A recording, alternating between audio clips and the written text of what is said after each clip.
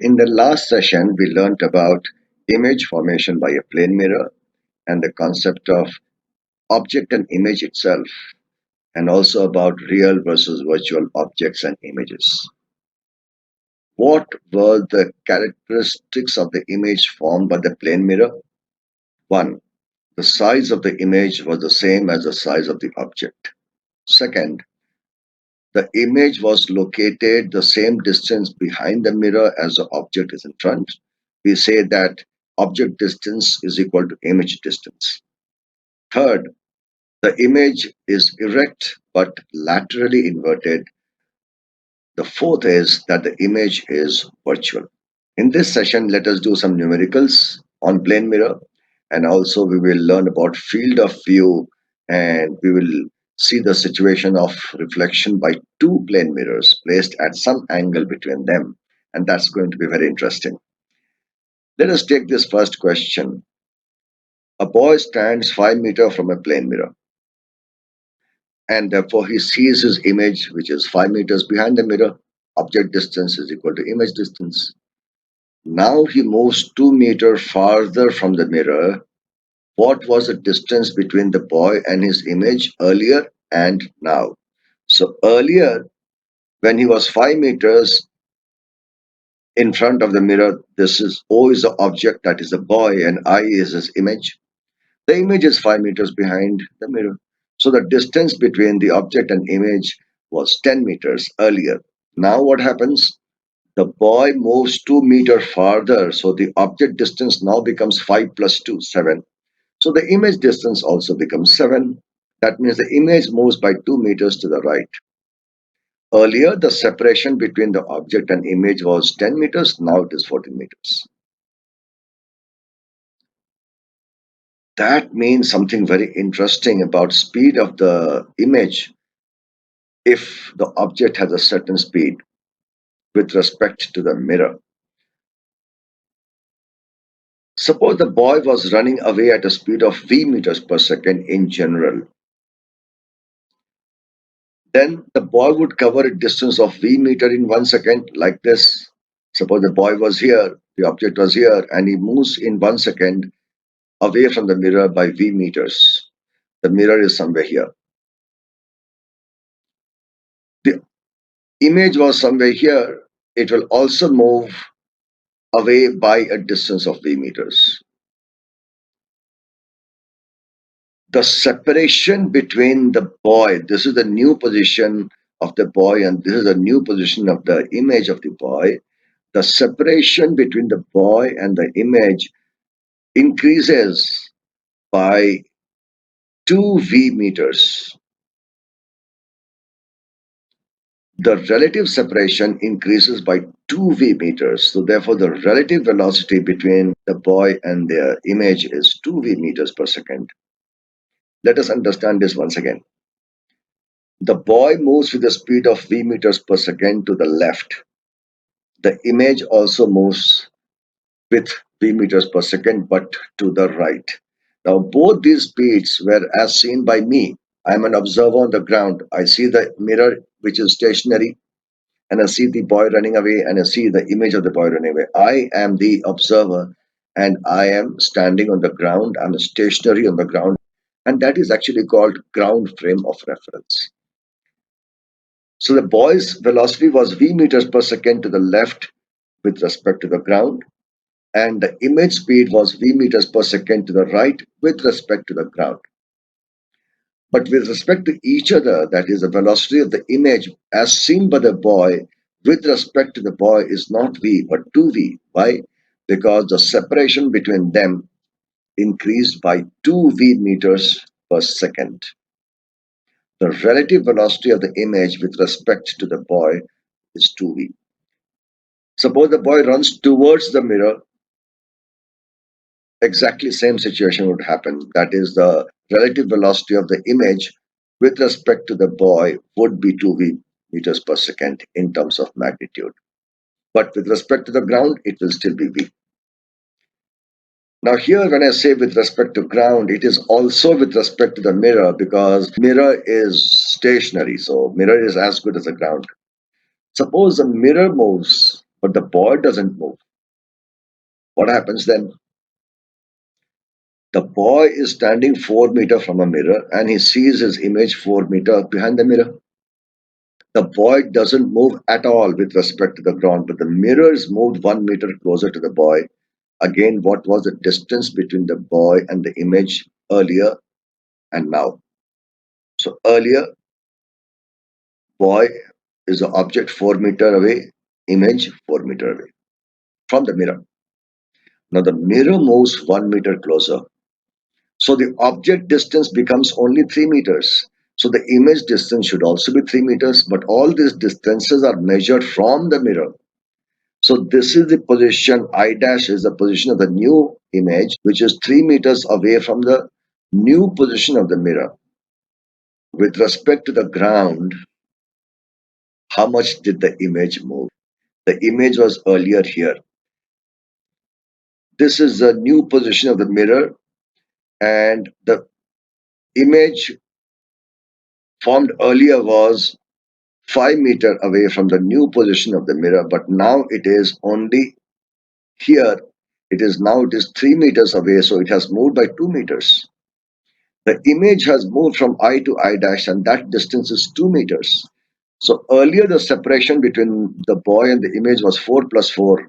Now it is 3 plus 3.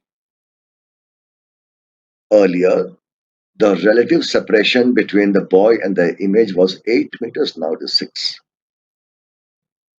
If all of this happened in 1 second, that means the relative velocity of the image as seen by the boy is 2 v meters per second if the mirror moved with a speed of v meters per second.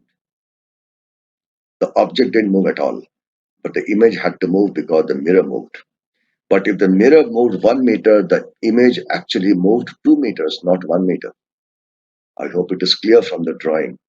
So that is what it tells us. If the mirror was coming closer to the boy at a speed of v meters per second, then the object distance reduces by v meter in 1 second.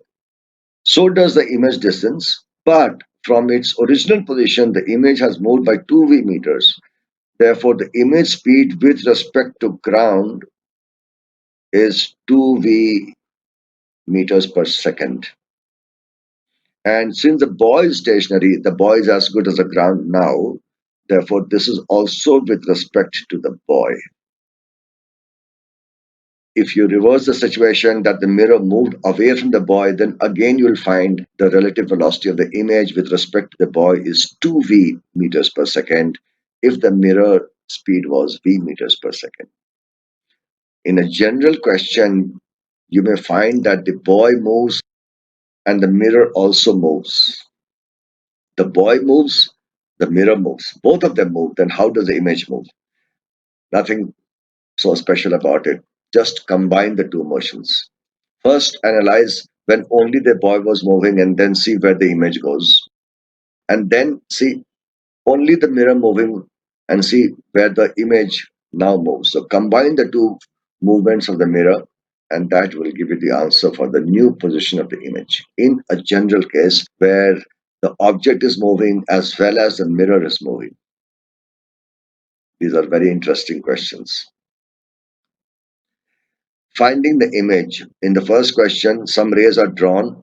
There's an object AB. Some rays are drawn. Complete the diagram and find the image of the object AB. Now, one ray from B is given. Let me draw another ray. We need only two rays, and that ray is very convenient. Draw a perpendicular ray from B. So this ray goes perpendicularly from B. Let me change the color to red. This ray goes perpendicularly and returns, and hence the image is at B dash where this distance from the mirror is equal to this distance of the mirror. So this is the position of the image of B. For A, I draw a similar perpendicular ray and the image is formed at A dash with this distance is equal to this distance. And the image is A dash B dashed for the object AB like this. So actually, if you have an object in front of a mirror, suppose I draw a mirror like this now, and there's some object here. Locate the image. All that you have to do is draw a perpendicular from the object onto the mirror and go the same distance behind the mirror. That is the, don't have to draw any diagrams. So if we ask this question, find the position of the image, although the mirror is below, just extend this line and draw a line perpendicular and go the same distance here. That would be the new image, as simple as that. Although we can draw rays like this yellow ones to find the new image, but how to locate the image of an object when there's a plane mirror involved is extremely simple. Just draw a perpendicular from the object onto the mirror. Okay, extend that perpendicular behind the mirror by the same distance as the object is in front, and that would be the position of the image. Field of view is the region where you need to place your eye in order to be able to see the image. Suppose the object is here, the image will be behind this mirror. The mirror is small. So if I take two extreme rays getting deflected from the two extreme ends from the mirror, then if the eye is in this blue zone, then that would be the field of view. Field of view is a region where the diverging rays from the object or image are present. So these rays in this case are diverging from this image.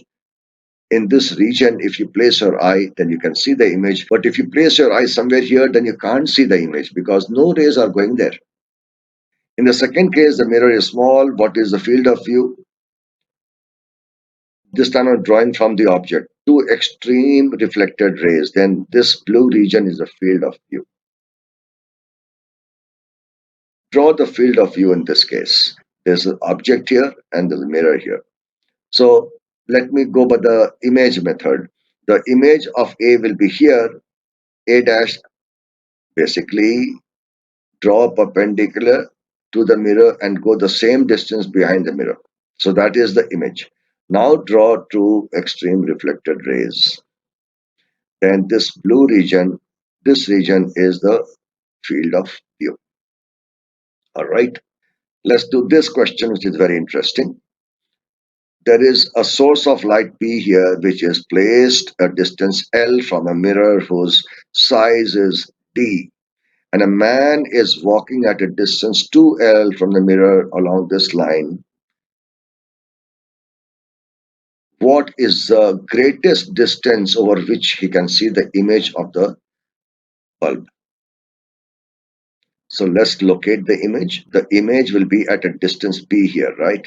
This is P dash, the image at the same, not distance D, I beg your pardon, distance L, because this distance is L.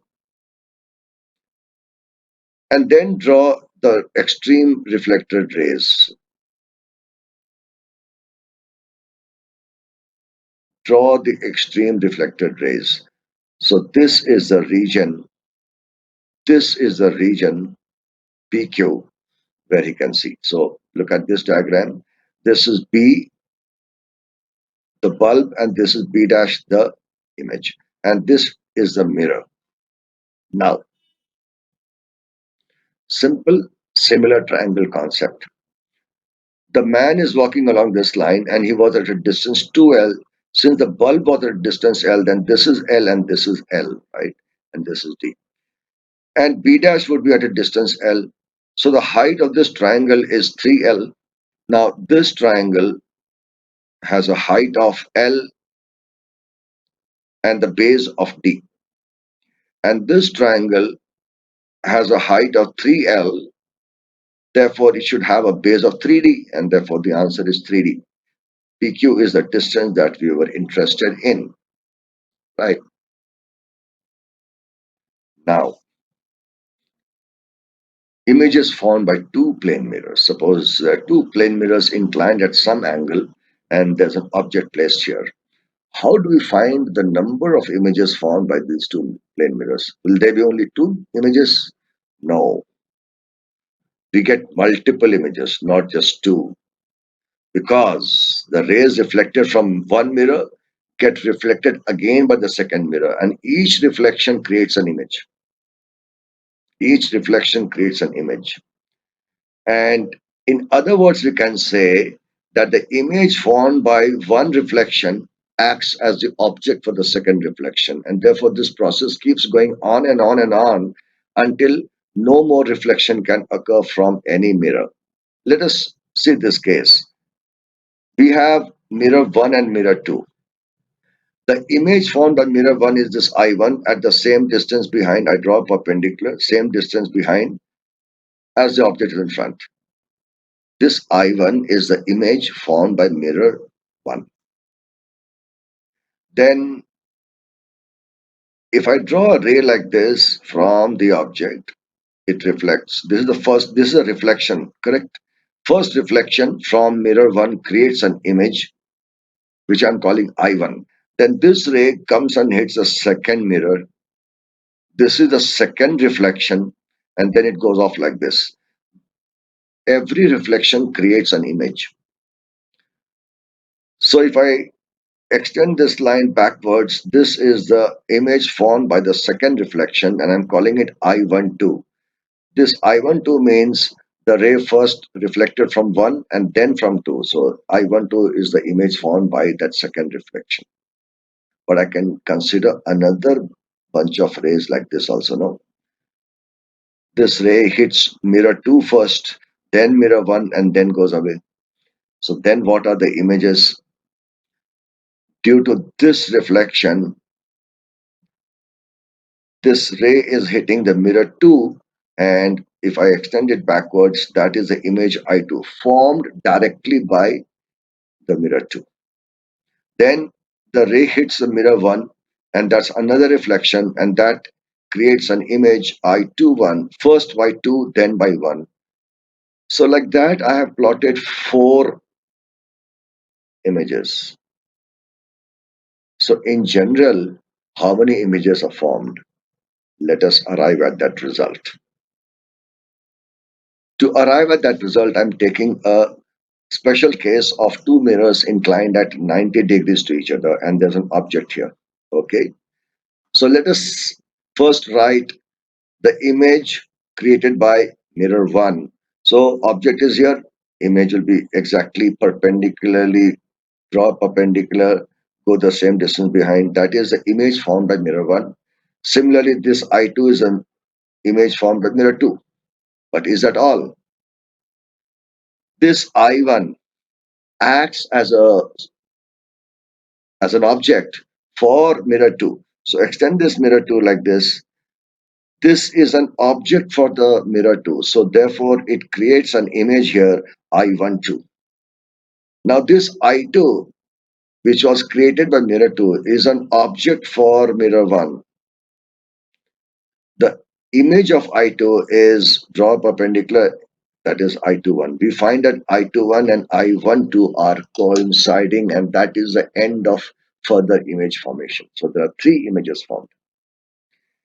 In general, guys, if a ray goes through multiple reflections, then the image formed by the first reflection acts as an object for the second reflection. The image formed by the second reflection acts as an object for the third reflection, and so on and so on.